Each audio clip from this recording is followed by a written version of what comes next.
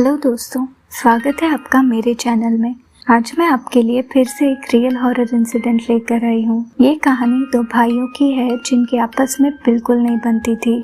इस वजह से उनको कितनी प्रॉब्लम्स फेस करनी पड़ी, इस बारे में हम बात करने वाले हैं, तो अंत तक जरूर बने रहिएगा। चलिए स्टार्ट करते हैं।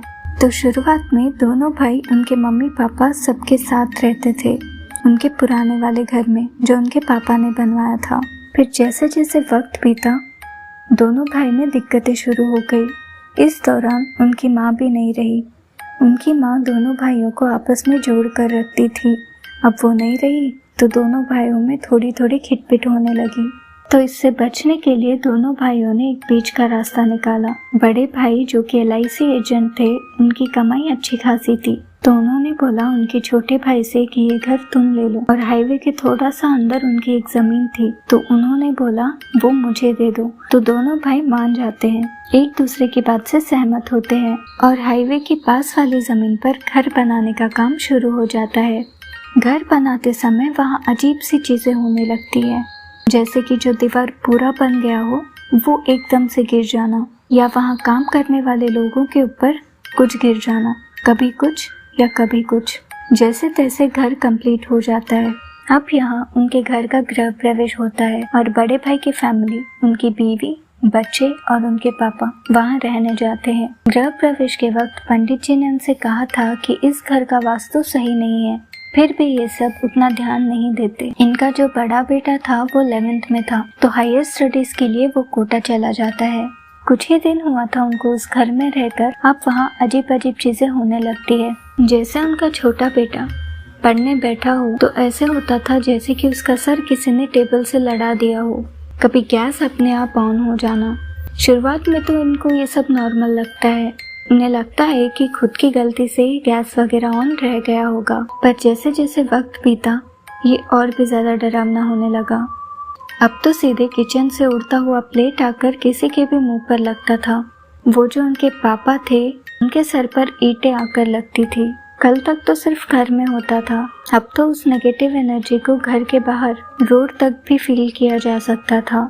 जब ये बात उनके रिलेटिव्स को पता चली तो वो लोग इन सबको देखने और उनका हालचाल पूछने वहाँ गए। जब ये रिलेटिव्स वहाँ गए और उनको ये सारी बातें बताई गई कि यहाँ ऐसे ऐसे होता है, तो वो लोग ये बात मजाक में लेने लगे और बोलने लगे कि भूत वूत कुछ नहीं होता है, गिर गए होंगे रात में, सो उनके सर पर चोट आई होगी। और तभी जो रिलेटिव्स बाइक लेकर आए थे, उनकी बाइक को इतनी जोर से हवा में उठाकर नीचे जमीन पर पटका कि वो लोग बिना कुछ सोचे, बिना बाइक के वहाँ से पैदल निकल गए। इतना सब होने के बाद भी ये लोग उस घर को छोड़कर नहीं जा रहे थे। पता नहीं इतना क्या ही लगाव था उस घर से।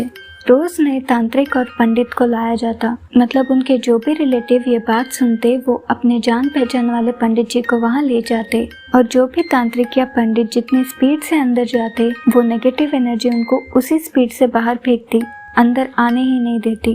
लोगों को समझ नहीं आ रहा था कि ये क्या है और क्यों ऐसा हो रहा है। ये सब 3-4 महीनों तक ऐसे ही चलते रहा। उस बीच उनके फैमिली की हालत बहुत खराब हो चुकी थी, मतलब कि कोई टाइम लिमिट ही नहीं था कि कब क्या हो जाए। जब वो लोग बेड पर सोए होते, उसी बेड को उनके साथ ही उठाकर पटका जाता, और जो उनकी वाइफ थी उनको भी बहुत परेशान किया गया। उनके साथ ऐसे होता था जैसे उनका सर पकड़कर उनके बालों से पोछा लगवाया जा रहा हो। कुछ महीनों बाद उन्हें एक अच्छे पंडित मिलते हैं और वो आकर उस आत्मा से बात करने की कोशिश करते हैं कि कौन हो, क्यों परेशान कर रहे हो इन सबको। तब पंडित जी को घर के किसी कोने से बोलने की आवाज आई। वो आत्मा पंडित जी को सब बताने लगती है कि जो बड़े भाई LIC एजेंट थे, उनके दादाजी 2 भाई थे, बट जो उनके दादाजी के छोटे भाई थे, उनकी शादी होने के बाद उनकी एक बेटी हुई, उसके बाद उनकी डेथ हो गई। उनकी डेथ होने के बाद अब वहाँ उनकी बीवी और उनकी बेटी रहने लगे थे, जिनको इस LIC एजेंट वाले के दादाजी ने प्रॉपर्टी के लिए बड़े ही बेरहमी से उन्हें मार के उसी जमीन के नीचे गाड़ दिया था और वहाँ पूजा पाठ करके उनकी आत्माओं को कैद कर दिया ताकि वो बाहर ना निकले। जब इनका घर बनना स्टार्ट हुआ तो काम करने वाले लोगों ने वहाँ खोद दिया, जिस वजह से इनकी आत्मा आजाद हो गई और वो अपना बदला ले रही थी।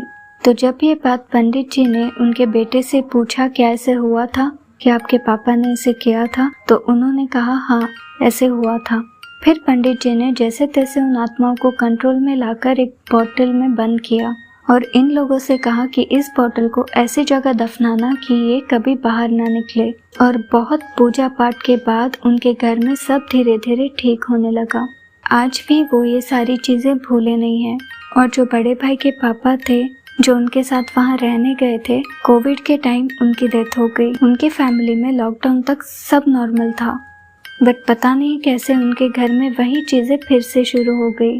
अब किसी को पता नहीं कि वो लोग कहाँ हैं और किस हालत में है। वो आत्मा फिर से आजाद हो गई है। लगता है वो अपना बदला लेकर ही जाएगी।